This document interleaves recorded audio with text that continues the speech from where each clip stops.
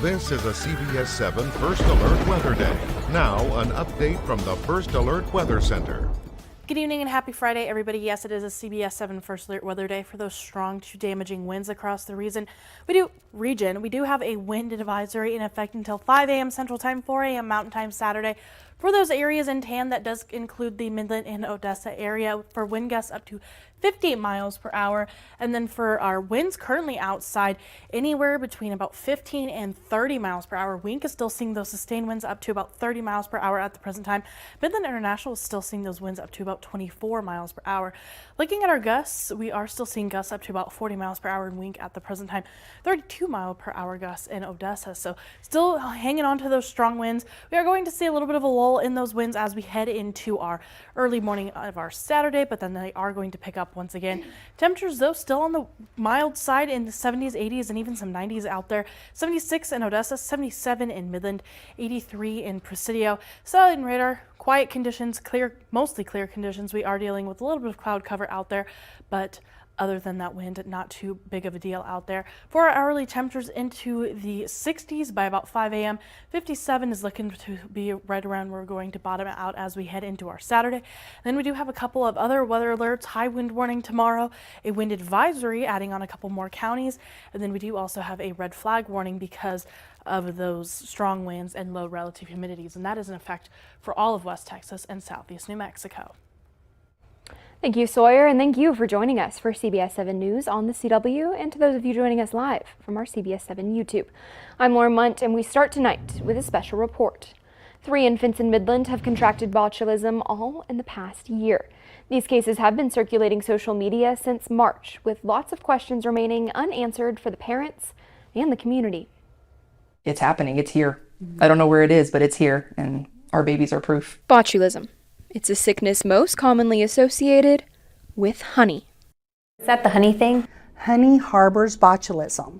Was it honey? The steps parents can take is to not feed their children honey. But for 3 Midland babies who've never been in contact with honey, how did this happen? The first conversation we had was about all of the obvious things that you know about. Was it honey? Was it canned goods? Was there any home construction going on that might have kicked up these infected dirt spores? Went through what felt like a game of 20 questions of all of the things that I could have done to cause it, and the answer was no to all of them. We're not a farming community. There aren't new builds where we live. Like, you cross off the big ones. Like, none of us have remodeled. Our neighbor didn't just plow down a house and build a new house. Our neighborhoods are pretty established. Most of the time, botulism is not deadly, especially for adults and even young children, because our immune systems can handle it.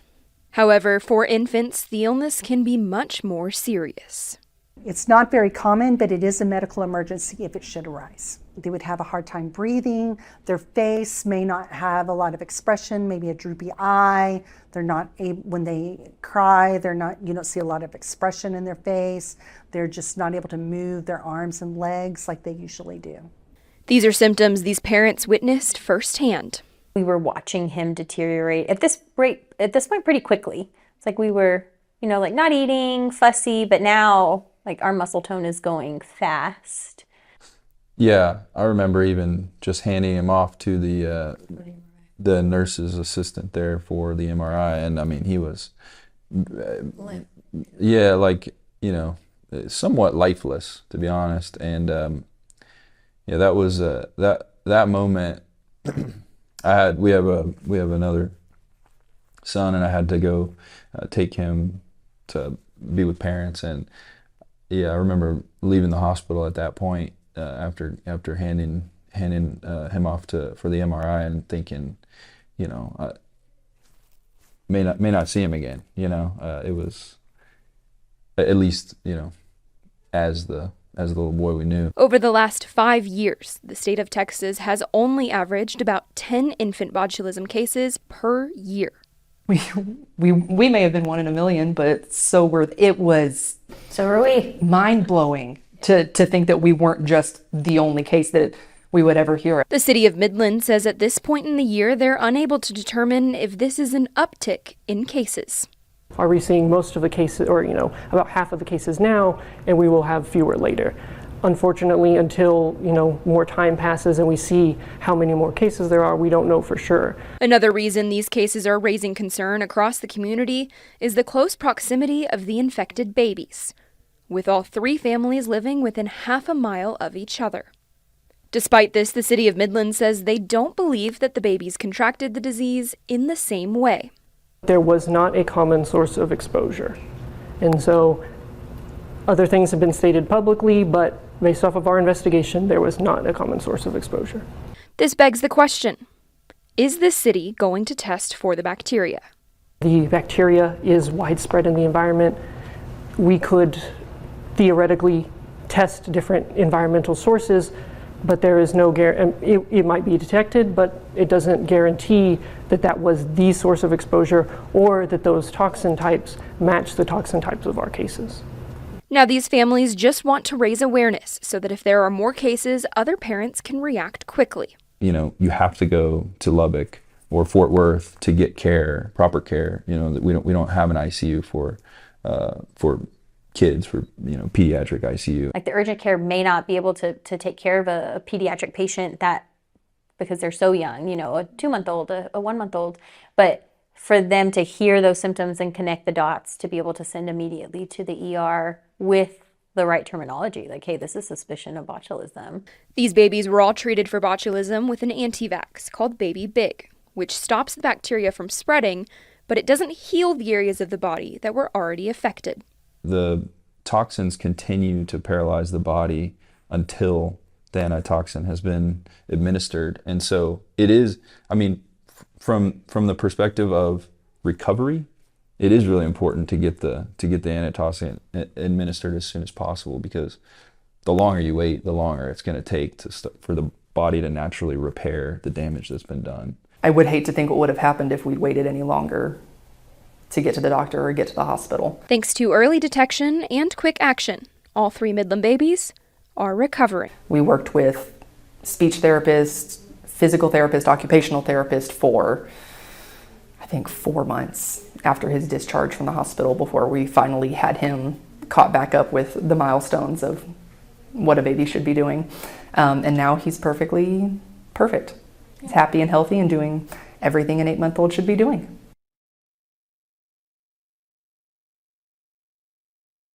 Now, we've heard from both the parents and the city that there are updates on this case happening periodically. So if anything does change, we will, of course, continue to keep you updated as we learn more. Around 10 o'clock this morning, a semi hauling an excavator struck the overpass of I-20 and East Loop 338. Take a look. According to the Odessa Police Department, the semi driver left the scene.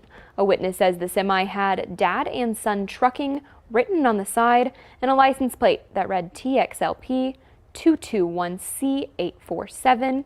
If you have any information on this hit and run, you're encouraged to call OPD or Odessa Crime Stoppers and reference case number 24-004-049. And a 21-year-old Odessa man pled guilty to 3 counts of cyberstalking victims in several states using social media apps. According to court documents, Hugo Cardona used 2-factor authentication to gain access to various young females' Snapchat accounts to steal intimate photos and then demand they apologize or he would release the content. Investigators are also looking for other victims, and the FBI and Homeland Security investigations revealed at least 15 in El Paso, Arizona, and Colorado. Cardona faces up to 10 years in prison for each count and will be sentenced on June 3rd. Now, a story that was caught on camera. Odessa police are on the hunt for the man you see here in this security video. He's accused of stealing mail from the home of this 1200 block of Douglas. The man rode off on his bike, and if you recognize him, please call Odessa Crime Stoppers at 333-8477. And we have new details this afternoon on a crash yesterday that left 1 person dead. According to state troopers, 2 motorcycles were speeding on highway when an SUV turned north onto Braniff. The SUV and motorcycles crashed. 1 motorcyclist, 34-year-old Oslin Francisco Fuentes, died on the scene, and the other motorcyclist and an SUV passenger were both taken to the hospital with minor injuries. The crash is still under investigation. In your environmental news now, Odessa's Solid Waste Department has teamed up with Diamondback solid waste facility, and recycling center to help with the current facility from going over capacity. Last year, the Odessa Recycling Center closed for repairs and upgrades to the facilities and the trucks. Months later, the city addressed those issues and are now teaming up with the largest waste facility and recycling center from Fort Worth to El Paso. The Diamondback facility can process and bale up to 20 tons of recyclables in an hour. It's a large facility. It's able to take in pretty large amounts of recyclables, cardboard, your plastics, aluminum cans, tin, and paper. So we're just pleased that the partnership is coming. The city is recommending that people drop off their recyclables in Odessa, and the city will then take it to the Diamondback facility. And if you're in need of some spring cleaning, good news for you. The city of Odessa is hosting a free bulky item drop-off event. The bulk drop-off event will be held in the Parksville Ranch area on Crossby Road between King Ranch and Rocking L Ranch Road. You can part with items such as furniture, appliances, TVs, microwaves, and even outdoor equipment. The city says this is all in an effort to tackle illegal dumping. We want to make sure we're doing everything in our power to get out there, get in the public so that you can bring it to us and we'll take care of it. Odessa's Solid Waste Department will be doing a bulk trash drop-off every month through September. Residents can also take their bulk items to Household Hazardous Waste on 42nd Street or call Solid Waste and employees will schedule a time to pick it up. And across Texas, after Odessa VFW Post 4372 received overwhelming support for their Heroes for Herds fundraiser last month, it's finally time for them to head north with all of the supplies that they've collected. Tomorrow, 7 semis and 2 trailer trucks will deliver a hay donation and the rest of the donations to Pampa. The donations include 6 pallets of supplies from Family Dollar, materials from locals, thousands of dollars, and fencing supplies. VFW Post 4372 says the support has been overwhelming. This is amazing. I mean, you know, and I always like to say it's Texans helping Texans. You know, it's the right thing to do. We're here to help and to keep serving the community. So by this, it's amazing. I don't have any other words to describe it other than the community has come together to really help us out. When they arrive tomorrow with the donations, the Pampa VFW plans on greeting them with a parade. In your education news now, Texas Tech Health Sciences Center hosted their first Autism Education Conference today. The event aimed to bring awareness to the autism spectrum disorder, or ASD. Research about skills and resources to provide care to autistic people was the biggest topic. But guest speakers also talked about the evolving healthcare needs of adults with ASD. We are diagnosing more children with autism now than we were 10 to 15 years ago. And just with that, we need to be more knowledgeable about what they need. So it's not just about making the diagnosis, but giving them the support, because this is a lifelong diagnosis.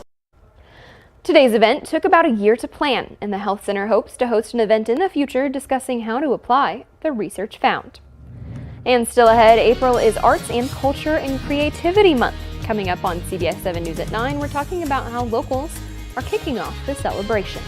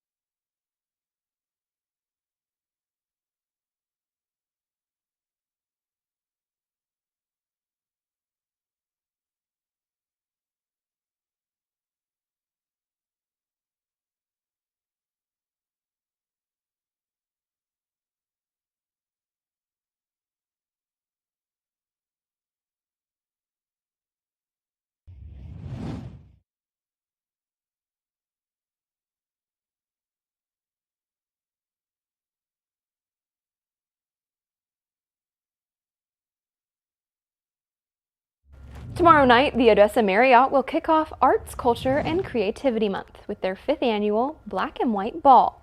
It's themed after The Wizard of Oz, and the event wants to take outstanding individuals in the community somewhere over the rainbow.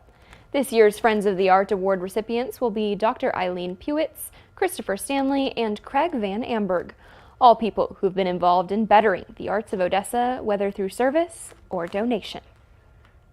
Odessa, when I moved here, did not have a whole lot of art options, but in the 40+ years that I've lived here, it has grown exponentially.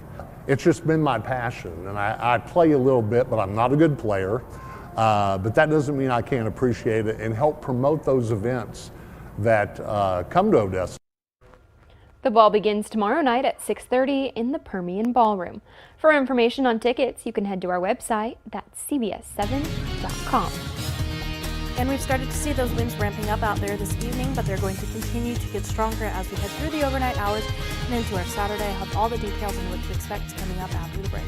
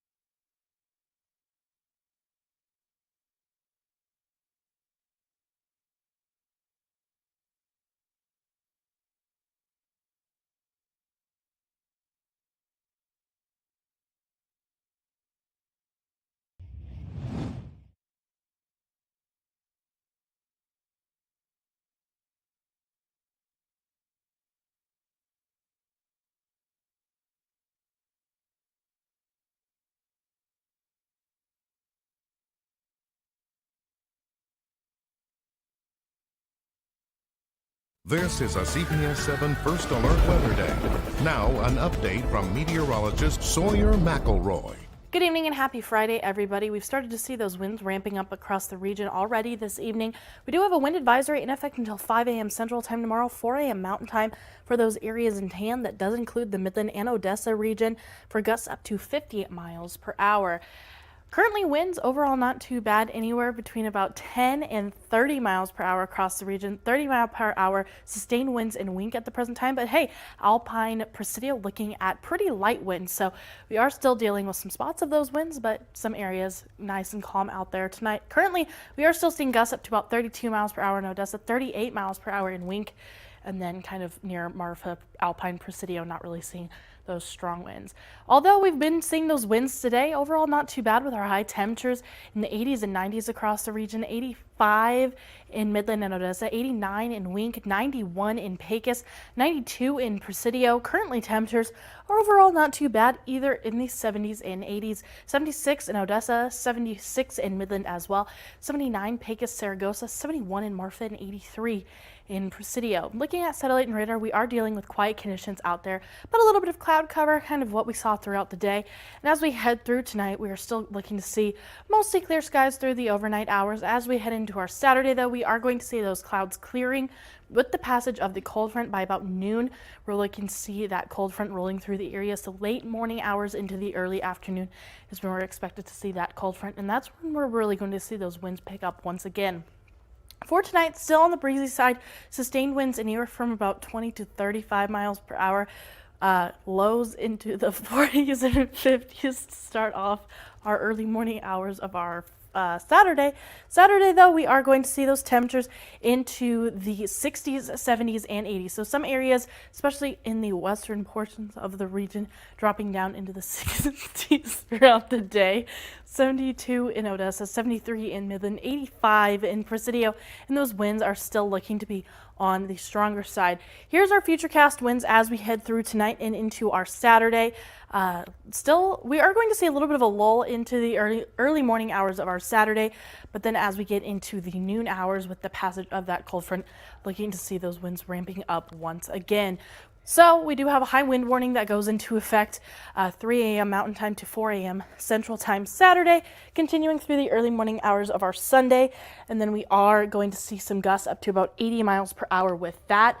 And then we do have a wind advisory kind of adding on a couple more counties tomorrow. That is in effect through the late morning hours, continuing through the evening hours for those areas in tan, with gusts up to 55 miles per hour possible.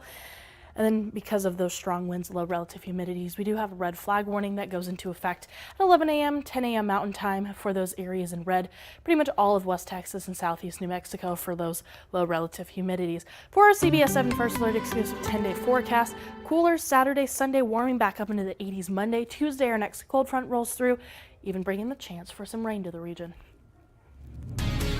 Coming up after the break, how some Texans plan on viewing the solar eclipse. Plus, how you can watch it live on CBS 7. That's next.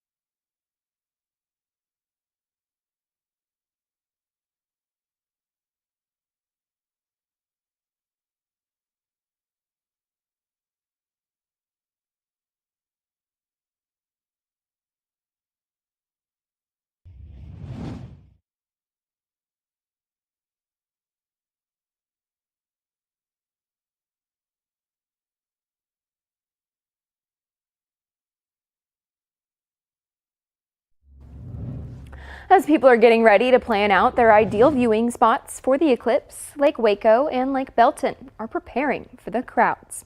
Both will be open for the eclipse, but will close when the parks reach capacity.